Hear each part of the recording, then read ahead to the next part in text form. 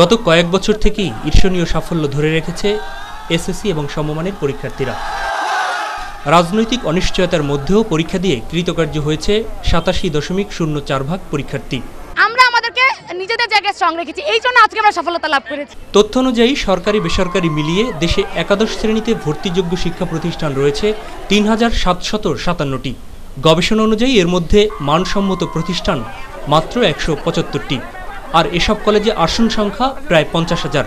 অথচ এসএসসিতেই জিপিএ 5 পেয়েছে 93,631 জন, আর জিপিএ 4 থেকে 4.94 পেয়েছে আরও 1 লাখ শিক্ষার্থী।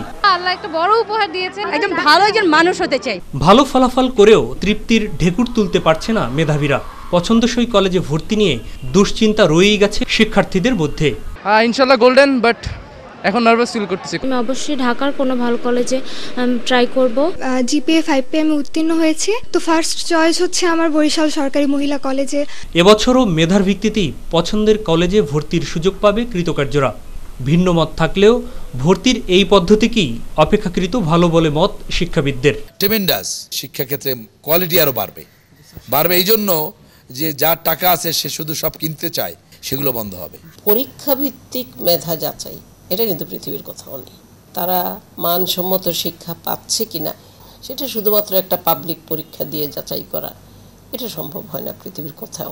এখন যদি সে পরিকল্পনা করে যে আমার প্রথম ইচ্ছা এই প্রতিষ্ঠানে ভর্তি হওয়া, দ্বিতীয় ইচ্ছা এই প্রতিষ্ঠানে হওয়া, তৃতীয় এই, চতুর্থ, পঞ্চম এই, ষষ্ঠ, এইভাবে, তখন কিন্তু তার একটা মানসিক প্রশান্তি থাকবে। নিজের এলাকায় ভালো কলেজ থাকলে তাতেই ভর্তির পরামর্শ দেশ সেরা প্রতিষ্ঠান প্রধানদের। লক্ষ্য করা যায় যে ভালো মেধাবী ছাত্র বাইরে থেকে এসে ঢাকা এখানে এসে তার থাকার অবস্থা, পরিবেশের কারণে সে কিন্তু নষ্ট হয়ে যায়। নিজ এলাকায় যদি ভালো প্রতিষ্ঠান থাকে, শুধু আপনার এই 13-14 বছরের বাচ্চাদেরকে বাবা মার কাছ থেকে না আসাই ভালো। এত A+-এর ভিড়েও যারা ভালো ফল করতে পারেনি তাদেরকে হতাশ না হয়ে এগিয়ে যাওয়ার পরামর্শ শিক্ষাবিদদের।